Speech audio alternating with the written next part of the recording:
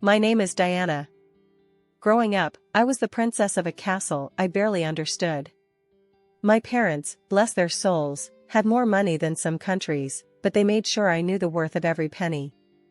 Money talks, but wisdom listens, Dad would say, and Mom insisted on me knowing how to budget before I even knew how to properly spell luxury. Life was a fairy tale until it wasn't. At 12, their private jet crashed, and my fairy tale turned into a stark reality overnight. Grandma took me in. We lived in a modest house far removed from the opulence I was used to. It was a different kind of life, one where luxury was in the love and care, not the material. My inheritance was a distant promise, locked away until I turned 25. So, I adapted, learned, and thrived under Grandma's guidance. College was my escape and my grounding. That's where Alex came into the picture. He was as far from my world as one could get, a scholarship kid with a heart of gold and a wit that could cut through any pretense. We clicked, in a way I never expected. Bringing him home to meet Grandma was a nerve-wracking experience. I hadn't told him about the money. Better he doesn't know, not yet, Grandma had advised, and I saw the wisdom in her words. I wanted Alex to love me for me, not my bank account. Grandma, this is Alex.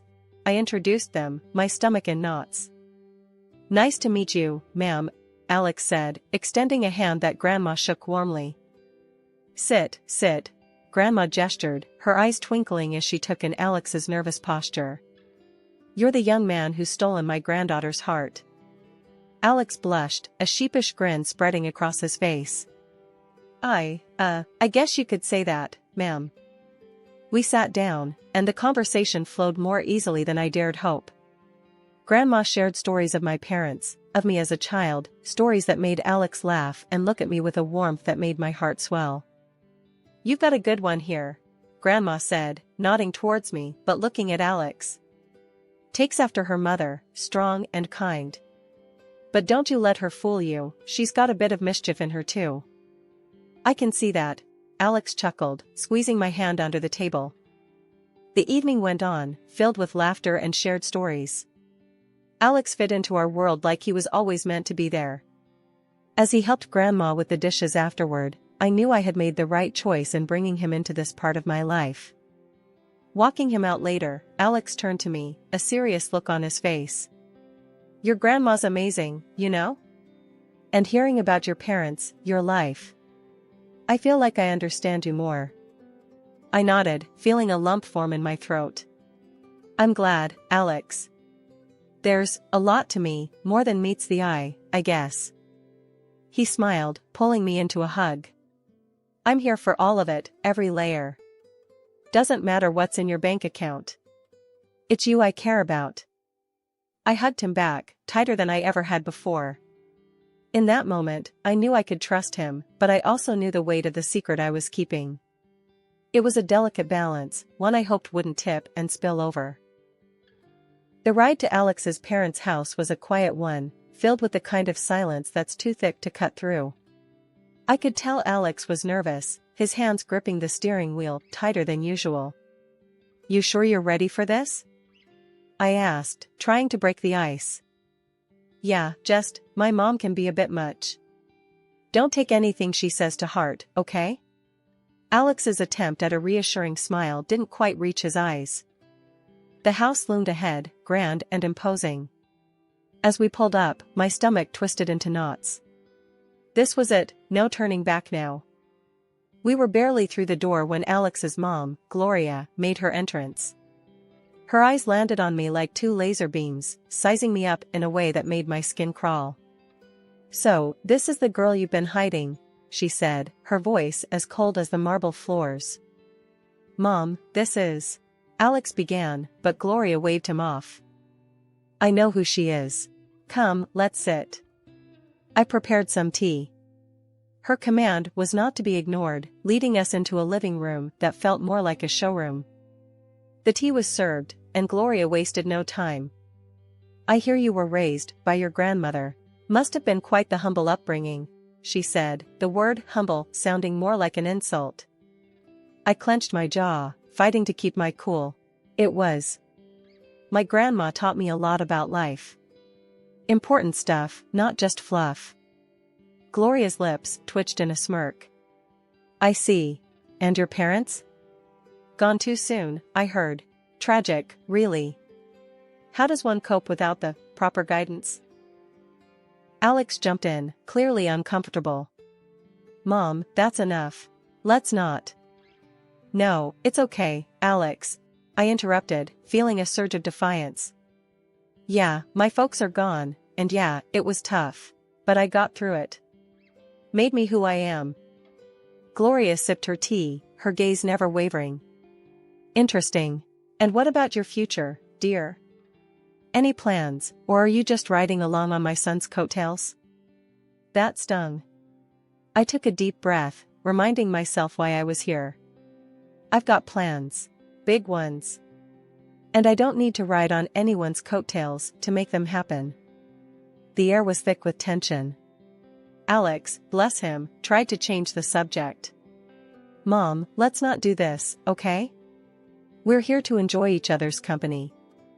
Gloria set down her teacup, a calculated move. I'm merely trying to understand the woman my son has chosen. You can't fault a mother for caring about her child's future. The back and forth felt endless, a verbal tug-of-war where no one was winning. Just when I thought I couldn't take any more, Alex's sister, Lily, made her entrance. Her eyes were curious, but held an edge of judgment that matched her mother's. So, you're the famous girlfriend. Heard a lot about you.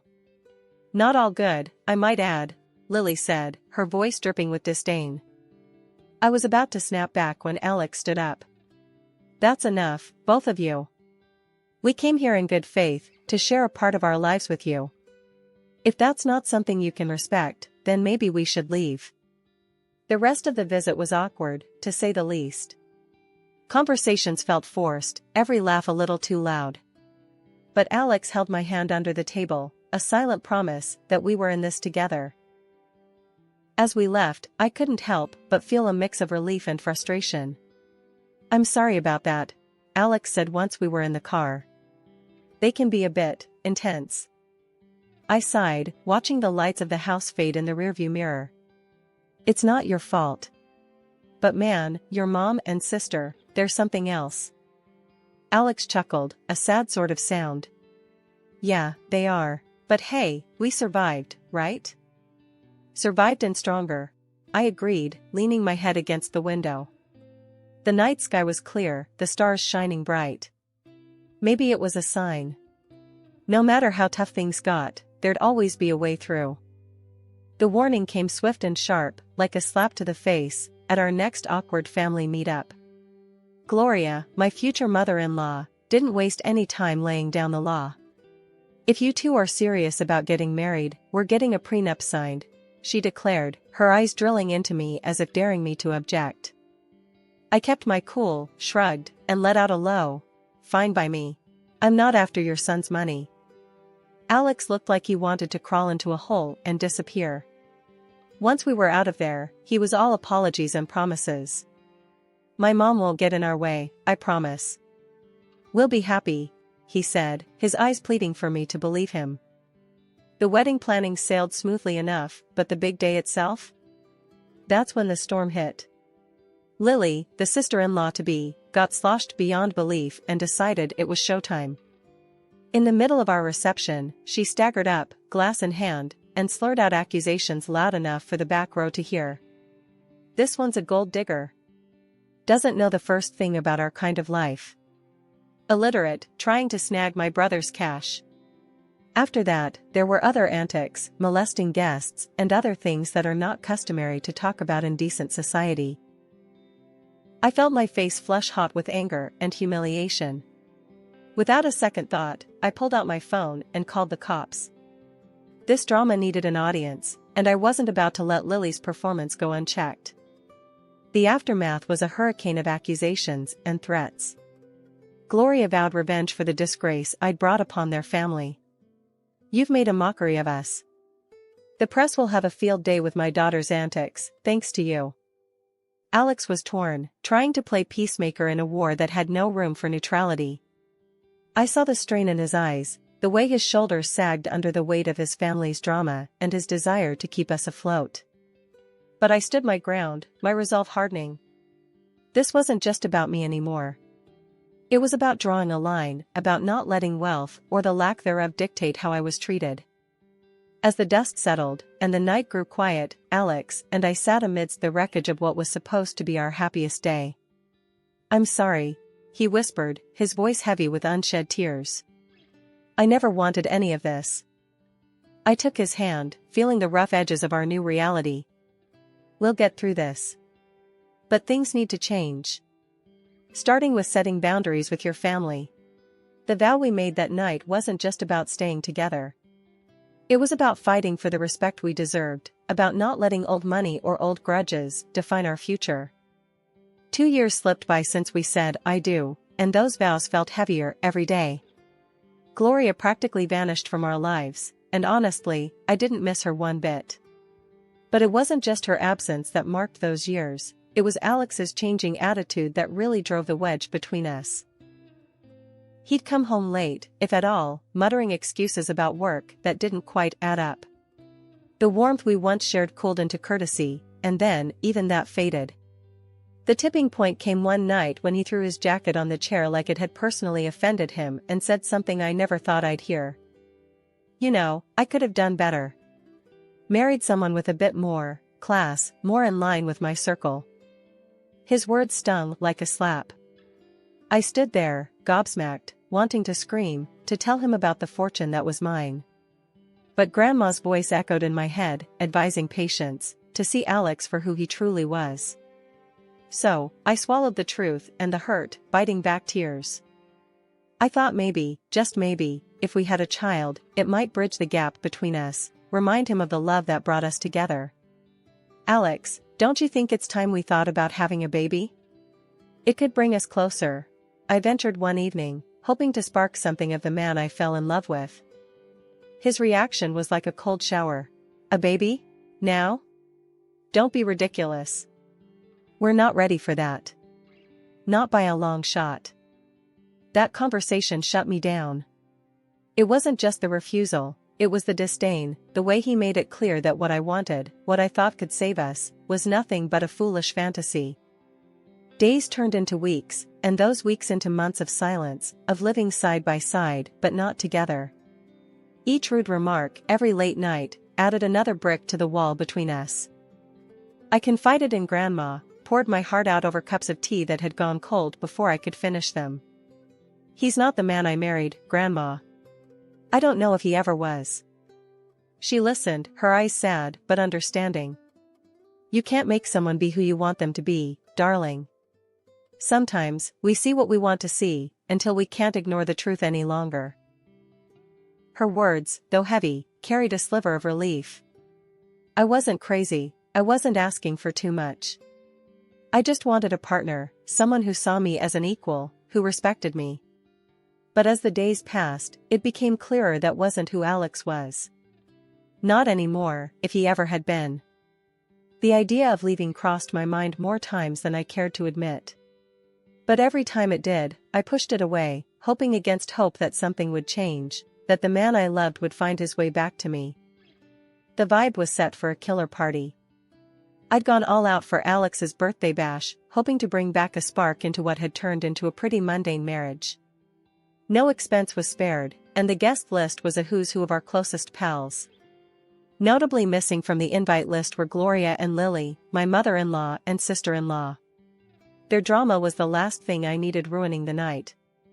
Alex was in high spirits, soaking in the adoration and well wishes from everyone. For a moment, it felt like we were back in the honeymoon phase, all laughter and inside jokes. But that bubble burst the second Gloria and Lily crashed the party, uninvited but clearly expecting to be welcomed. Turns out, Alex had gone behind my back and invited them, hoping to avoid any family fallout. Their presence turned the atmosphere tense. Lily, in true form, made a beeline for the booze, dressed in an outfit that screamed "look at me," and not in a good way. Gloria's snide remarks flew under the radar, each one a veiled jab at me or our marriage. As the night wore on, Lily's antics escalated. Fueled by champagne and a need to be the center of attention, she started a rant about me not fitting into their family, how I was unworthy of their name. It was a mess, and Alex was nowhere to be found, too busy playing the good son to notice the circus unfolding. The climax of the evening was when Lily, a few sheets to the wind, decided to air out some dirty laundry. Waving around some documents, she slurred out insults, each word a knife. The spectacle ended with her stumbling into the pool, documents flying everywhere. I rushed over, more out of curiosity than concern, and gathered the scattered papers. My heart sank as I pieced together what they were. Divorce papers. Signed. By Alex. It was like a punch to the gut, each signature a betrayal. I stood there, numb, as the reality of the situation washed over me. My husband, the man I had vowed to spend my life with, had decided our journey was over without so much as a word to me. The party around me faded into a blur as I clutched the documents, Alex's signature glaring up at me, confirming what I didn't want to believe. This wasn't just a party to remember, it was the end of everything I thought we had. In the aftermath of the pool incident, I sought clarity amidst the chaos. My heart pounded as I approached Alex, holding the soaked documents that had unwittingly unveiled a truth I was unprepared for. "Alex, what's this about?" I demanded, my voice stronger than I felt, thrusting the divorce papers toward him. Before he could respond, his mother interjected with a smugness that made my skin crawl. "Oh, dear, looks like your little scheme didn't work out, did it? Alex is leaving you. Thought you could trap him with a baby for his money?" I stared at Alex, searching his eyes for any sign of the man I married. But he couldn't meet my gaze, his silence more telling than any words. With resignation, I signed the divorce papers. They were just a formality now, a closing chapter of a book I no longer wished to be part of. As the dust settled, Grandma approached, her presence a calming force. She didn't need to say anything, her eyes conveyed volumes of empathy, understanding, and an unspoken support that bolstered my resolve. It was then she decided to reveal the truth, not just to me, but to everyone present. "She doesn't need any of your money," Grandma declared, her voice steady and strong. "In a month, she turns 25 and will inherit a fortune far beyond what you could imagine. She's been raised to value people over wealth, to seek out genuine connections rather than financial gain." The room fell silent, the weight of her words hanging in the air. Gloria's face morphed from smugness to shock, then to a desperate kind of greed, as she quickly began backpedaling, her apologies as transparent as they were insincere. Alex, too, seemed suddenly eager to rewrite the narrative, insisting his intentions were never to hurt me, that he was merely influenced by his mother. But it was too late. The veil had been lifted, revealing the stark reality of our relationship and the motivations behind it. I met their apologies with a quiet smile, not out of forgiveness, but out of an inner peace that came from understanding my worth, independent of the wealth that awaited me. "You've shown me your true colors," I said, my voice imbued with a newfound strength. "As for surprises, well, I prepared another one for you." And at that moment, a loud honk echoed through the tension. Outside, a sleek, luxury car rolled up to the gate, the one I had secretly bought for Alex as a surprise. The irony wasn't lost on me. I couldn't help a bitter laugh as I excused myself, stepping outside to confront the final act of this drama. There it was, the epitome of luxury on four wheels, a symbol of the love I thought we shared, now just another piece in the game of pretense and betrayal. Without a second thought, I slid into the driver's seat, the leather cool and unyielding beneath me, much like my resolve. Grandma, ever my rock, joined me, her presence a silent testament to the strength and dignity that ran in our blood. Turning to face the house, I saw Alex and his mother at the door, their expressions a mix of confusion and awe. "Everything from now on goes through my lawyer," I called out to them, my voice clear and devoid of the warmth it once carried. "And don't worry about my stuff. I'll have a courier pick it up." Their faces, once smug and self-assured, now painted a picture of realization and loss. Not just of the wealth they coveted, but of the person they underestimated. With that, I turned the key, the car's engine purring to life, a sweet sound that promised freedom and new beginnings. Grandma and I shared a look, a silent agreement that this was the first step toward a future unburdened by deceit and manipulation. After the revelations and dramatic exits, the air seemed clearer, as if the truth had not only unveiled the greed and deceit but also cleansed the path ahead. It wasn't long before the first test of my newfound resolve came knocking, or rather, calling. The phone rang, its shrill tone slicing through the calm like a knife. On the other end was none other than Lily, her voice dripping with an unfamiliar sweetness. "Hey, I just wanted to, clear the air between us. We're practically the same age, right? We could be friends." I couldn't help but let out a short, disbelieving laugh. The contrast between this sugary tone and her usual disdain was stark. "Friends?" I echoed, the word feeling foreign. "You mean like how friends don't badmouth each other at parties or try to humiliate them in front of everyone?" There was a pause, a moment where I imagined I could hear the cogs turning in her head as she searched for a response. "Well, water under the bridge and all that," she attempted feebly. "Water into the pool, you mean?" I shot back, unable to resist the jab. The silence that followed was telling. It was clear that my refusal to play along had derailed her plans. "Fine, be that way," she snapped, her veneer of niceness crumbling away. "You'll regret this." I hung up, feeling a mix of amusement and sadness. It was a stark reminder of the facades people wear and the lengths they'll go to when faced with the consequences of their actions. The temptation to retaliate was there, a nagging thought in the back of my mind. I posted a video on social media of her falling into the pool. It went viral like wildfire. Within an hour, 1,000 people had liked it. My sister-in-law was internet famous. She tried to call me, demanding I take it down, but I just blocked her. I'm done with her fake sweetness and her nasty attitude. A week after that, my phone rang with a number I knew all too well.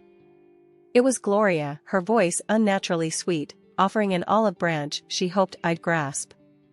"Let's put the past behind us. For Alex's sake, can't we reconcile?" she suggested, as if the wounds were mere scratches that could heal with a band-aid of words. "No, Gloria. That ship has sailed," I replied, firm but not unkind. There was no anger in my voice, just a resolute peace. "I wish Alex well, but our paths are diverging. I'm looking forward, not back." Not long after, Alex made his own attempts at a reunion. One morning, I found a bouquet of flowers at my doorstep, the card bearing a simple "I'm sorry, please come back" message. The sight of them sparked more anger than affection. Without a second thought, I tossed them into the trash. His efforts didn't stop there. He tried to visit, showing up unannounced with the hope of talking things through. But I wasn't the same person he left behind. His presence, once a source of comfort, now felt like an intrusion. One evening, as he made yet another uninvited appearance, I met him at the door, with a resolve as hard as steel. "If you don't stop this, I'm going to the police," I warned, my voice steady and firm. "Your apologies can't undo what's been done. It's over, Alex. Really over." The gravity of my words finally seemed to reach him. His shoulders slumped, and with a final, lingering look, he turned and walked away. That was the last I saw of him. In the time that followed, I threw myself into charity work. It became my passion, my purpose. Helping those truly in need, connecting with people who valued kindness over wealth, brought me a joy I hadn't known was missing. Living with Grandma, I found peace in our quiet routine. We'd sit and plan our next project, our next way to make a difference. It was during these moments I realized this was where I was meant to be. I had no illusions about the road ahead. It would be fraught with challenges, perhaps even heartache. But I also knew it would be filled with joy, with moments of unbridled happiness and the kind of love that enriches the soul. And so, I live my life looking forward, not back. I work, I help, and I hope. I believe in a future where I'll find true love, not defined by wealth or status, but by genuine connection. And yes, one day, I'll have those 3 beautiful children I dream of. But for now, I'm content. I'm building a life of purpose, surrounded by love that doesn't ask for anything in return. This isn't just the end of a chapter, it's the beginning of a whole new book. And I'm the one writing it.